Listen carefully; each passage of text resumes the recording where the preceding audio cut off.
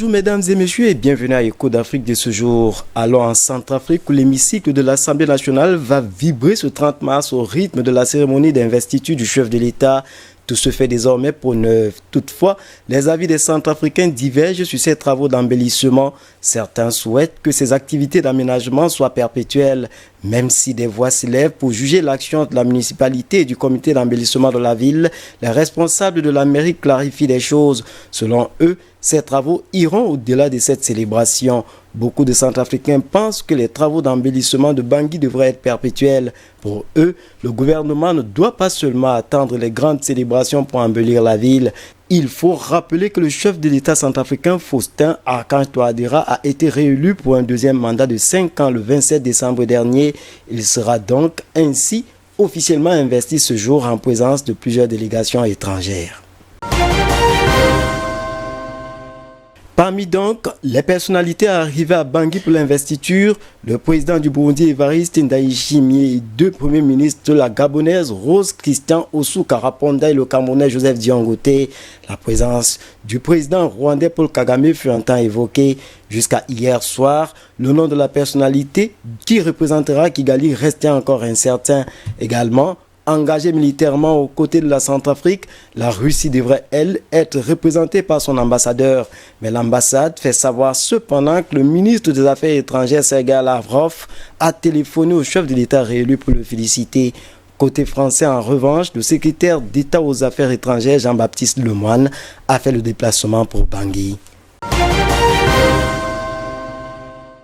Au Mozambique, l'armée sera en train de reprendre le contrôle de Palma. Le groupe djihadiste se serait retiré en laissant quelques hommes pour retarder la progression des militaires. Plusieurs personnes ont quitté la ville en proie aux attaques menées par les Chebabs. Sur le fait, 7 personnes sont mortes parmi un groupe de citoyens qui tentaient de fuir l'hôtel Amaroula. Les véhicules ont été pris en embuscade par les terroristes. Mais les communications sont quasiment impossibles et beaucoup sont sans nouvelles de leurs proches. C'est le cas de ce témoin qui s'est enfui à Pemba, la capitale régionale, et qui tente en vain de retrouver son fils. Un autre rescapé portugais arrivé à Maputo parle d'un traumatisme, d'un cauchemar vécu à Palma. Il racontait récemment qu'il n'avait pas non plus de nouvelles de ses proches. Il faut donc encore attendre pour connaître l'ampleur des violences.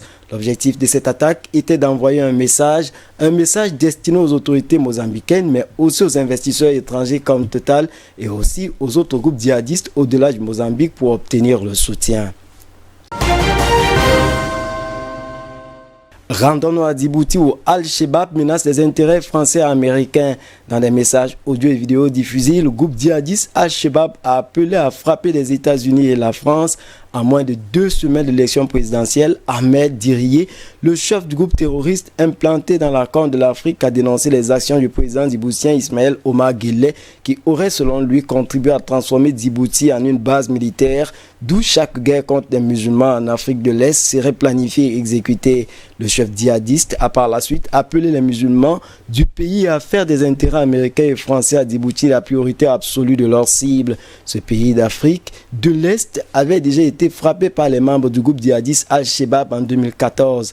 À l'époque, un commando suicide avait visé un restaurant prisé d'étrangers, faisant un mort et au moins une vingtaine de blessés. Dans la ville de Tarona en Libye, les habitants n'en finissent pas de compter et d'enterrer leurs morts. Des charniers sont régulièrement découverts, une vingtaine depuis le mois de juin 2020, une période à laquelle la ville qui était aux mains du général Khalifa Haftar a été prise par les forces gouvernementales. Les coupables semblent connus selon les habitants. Il s'agirait des frères Al-Khani, une fratrie qui, selon l'ONG Human Rights Watch, a fait régner une terreur dans la ville de Tarona entre 2014 et 2020.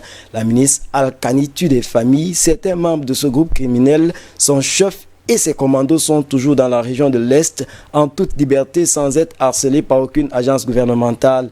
Pour l'instant, les autorités libyennes n'ont pas encore identifié les corps et on ne sait pas encore ce qui est arrivé à ces victimes.